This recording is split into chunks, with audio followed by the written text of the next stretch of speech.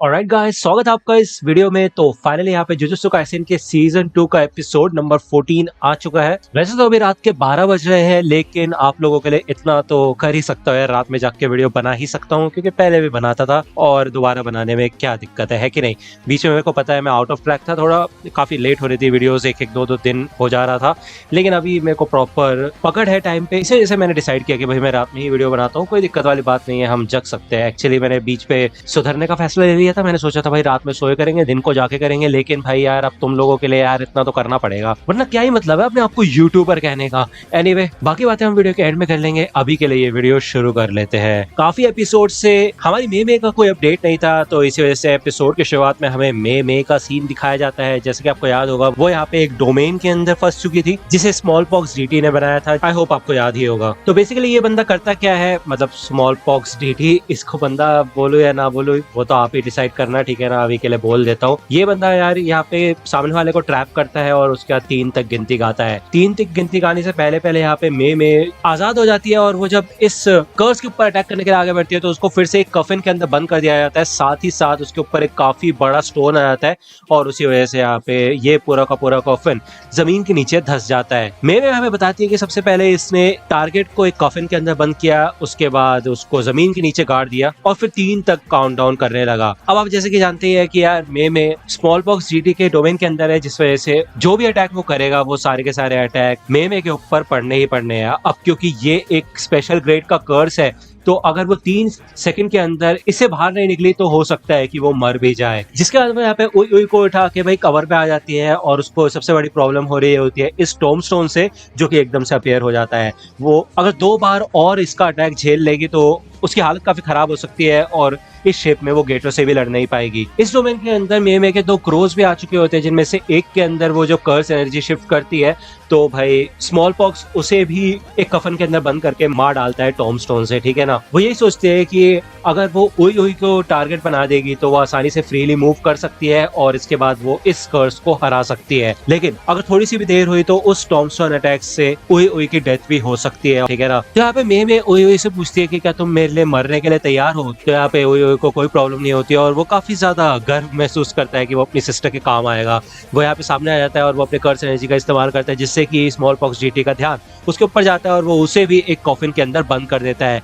इससे पहले कि वो 3 तक गिन पाए, मे यहाँ पे उसके पास आती है और आते साथ उसके दोनों हाथों को काट डालती है। वही दूसरी ओर उई अपने कर्स टेक्निक का इस्तेमाल करता है, क्योंकि अब उसकी जान के ऊपर खतरा है, तो वो फ्रीली अपने new shadow style simple domain का इस्तेमाल करता है इस पूरे डोमेन को काउंटर करने के लिए। जब स्मॉल पॉक्स जीटी इधर पीछे से मेवे के ऊपर अटैक करने के लिए आता है, तो वो यहाँ पे अपने बचे हुए क्रो का इस्तेमाल करती है, जिसमें वो कर्स एनर्जी का इस्तेमाल करके इस पूरे कर्स को चीर देती है। हमें बताया जाता है कि मे के जो कर्स टेक्निक है ब्लैक बर्ड मैनिपुलेशन, उसकी खासियत ही बर्ड स्ट्राइक है, जो अटैक अभी मे ने किया है, और इससे सिर्फ साटोरू गोजो ही बच सकता है। ये काफी ज्यादा फास्ट अटैक है और काफी कारगर भी। जिसके बाद ये दोनों के दोनों इस डोमेन से बाहर निकल जाते हैं आसानी से, और सामने केंजुको होता है, मतलब फेक गेटो, ओके, जो कि अभी भी टनल में खड़ा होता है। वो ये कहता है कि अभी तक जितने भी सॉर्सरर्स से मैं मिला उन सब में से सबसे ज्यादा स्किल्ड हो तुम। वहीं दूसरी ओर हमें नानामी, माकी और नाओबिटो का सीन दिखाया जाता है। और आप तो जानती है भाई, नाओबिटो शुरुआत से सीरियस नहीं है, कभी वो दारू पीता है, कभी वो टाइम पास करता है, जिस वजह से यहाँ पे माकी को काफी ज्यादा गुस्सा आ रहा होता है,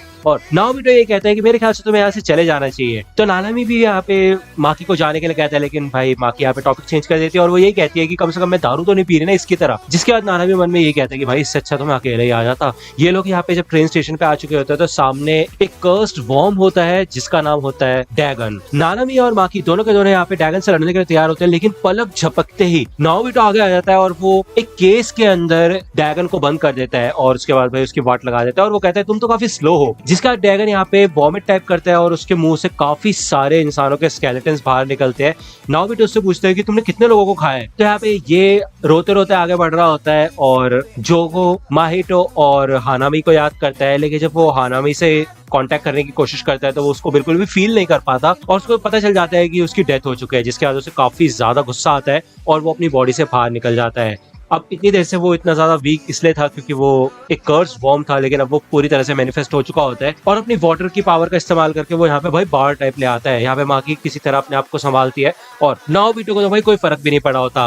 वो यहाँ पे भाई टेक्नोलॉजी के बारे में बात करने लग जाता है, एनिमेशन के बारे में बात करता है कि कैसे फ्रेम रेट्स और रेजोल्यूशन काम करते हैं। वही दूसरी ओर डैगन अपना इंट्रोडक्शन देता है और बताता है कि वो कोई ऐसा वैसा कर्स स्पिरिट नहीं है, उसका खुद का एक नाम है, जैसे कि जोको का है, माइटो का है और हानामी का हुआ करता था। ठीक है, वही दूसरी ओर भाई नाओबिटो कंटिन्यूअसली 4K रेजोल्यूशन और टीवी के बारे में बता रहा होता है, एनिमेशन के बारे में बता रहा होता है। जिसके बाद ये लोग लड़ना शुरू करते हैं। नाओबिटो, माकी और नानामी तीनों के तीनों डैगन के ऊपर अटैक करना शुरू करते हैं। यहाँ पे नानामी भी अटैक करता है उसके ऊपर, लेकिन उसके ऊपर एक भी खरोच नहीं आई होती है। ये सच में काफी ज्यादा पावरफुल होता है और ये अपने वाटर बैरियर्स का इस्तेमाल करके आसानी से इन सबके अटैक से बच जाता है। थोड़ी देर बाद डैगन अपने कर्स टेक्निक का इस्तेमाल नहीं कर पाता, सिर्फ और सिर्फ नाओबिटो की वजह से, क्योंकि नाओबिटो की जो टेक्निक होती है वो काफी ज्यादा अलग होती है और इससे डैगन को काफी ज्यादा प्रॉब्लम हो रही होती है। अब हमें बताया जाता है कि जो नाओबिटो है वो एक सेकंड को 24 पार्ट्स में डिवाइड कर देता है और उसके अंदर के जो भी मूव्स होते हैं वो पहले से ही डिसाइड हो जाते हैं।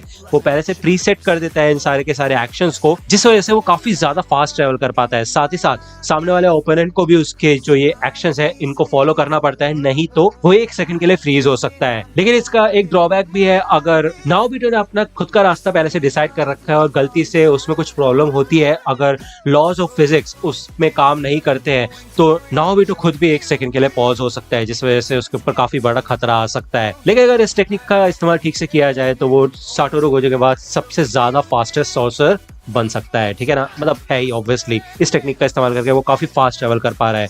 ओके, जब वो यहाँ पे आता है डैगन के ऊपर फाइनल हमला करने के लिए, तो वो देखता है कि यहाँ पे डैगन ने अपना डोमेन एक्सपेंशन कर दिया होता है और ये सब के सब लोग यहाँ पे एक आइलैंड पे आ चुके होते हैं। अब कमाल की बात है, पिछले हफ्ते मैं खुद एक आइलैंड से आया हूँ, अंडमान निकोबार से, और ये मेरे को काफी ज्यादा रिलेटेबल लगता है। ठीक है, यहाँ पे माकी और नाना भी बिल्कुल तैयार नहीं होते और तभी उनके ऊपर भाई एक फिश टाइप का शिकिगामी आता है और भाई उनको काट के डाल देता है। ठीक है ना, भाई दूसरी ओर हमें नाओबिटो का सीन दिखाया जाता है जो कि अपने टेक्निक का इस्तेमाल करता है। उसकी ये टेक्निक सिंपल डोमेन से थोड़ी अलग होती है। बेसिकली उसके अराउंड एक बैरियर बन जाता है, उसके ऊपर जो भी हमला होगा वो एक तरीके से रिवर्स हो जाएगा। तो इस डोमेन के अंदर नाओबिटो पूरी तरह से सेफ है, ऐसा हम कह सकते हैं।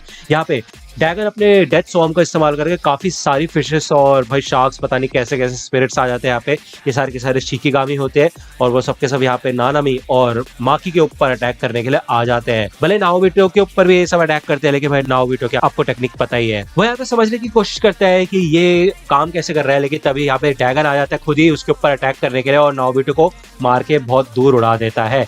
ओके, यहाँ पे माकी लड़ने की कोशिश कर रही होती है, लेकिन डैगन यही कहता है कि तुम इन सब में से सबसे ज्यादा कमजोर हो और भाई नानामी को तो चारों तरफ से ये सारी की सारी फिशेस घेर लेती है। लेकिन माकी यहाँ पे फिर से उठ के आ जाती है और वो कहती है कि अगर मैं इतनी ज्यादा कमजोर हूँ तो मेरे को जान से क्यों नहीं मार देते बदबूदार ऑक्टोपस। इससे पहले कि वो उसको खत्म करे, उसके ऊपर भाई जानलेवा अटैक करे, तभी भाई पानी के अंदर से यहाँ पे मेगुमी आ जाता है यार, और वो उसके लिए एक कर्स वेपन लेके आया होता है जो कि होता है प्लेफुल क्लाउड। इसका सीन हमें सीजन 1 में भी दिखाया गया था और इसके साथ भाई माकी अनबीटेबल हो जाती है, आपको पता ही होगा। ठीक है ना, अब किसी तरह भाई इस डोमेन के अंदर घुस के आ चुका है मेगुमी और वो आते साथ पहचान जाता है कि ये ऑक्टोपस जैसे दिखने वाली चीज ही इस डोमेन का ओनर है। अब डैगन की जो गारंटीड हिट वाली पावर थी वो अब धीरे धीरे करके गायब हो रही होती है। इसके पीछे मेगुमी का हाथ होता है, क्योंकि वो यहाँ पे अपने डोमेन एक्सपेंशन का इस्तेमाल कर रहा होता है, जिससे कि इन दोनों के डोमेन एक दूसरे की तरफ खिंच रहे होते हैं और डैगन का डोमेन कमजोर पड़ रहा होता है धीरे धीरे करके, और इसी वजह से वो अपना गारंटीड हिट वाला अटैक नहीं कर पा रहा। तो उसके लिए उसे सबसे पहले मेगुमी के डोमेन को तबाह करना होगा। यहाँ पे वो 2 फिशेस को छोड़ता है मेगुमी के ऊपर अटैक करने के लिए, लेकिन तभी यहाँ पे नानामी आ जाता है और भाई यार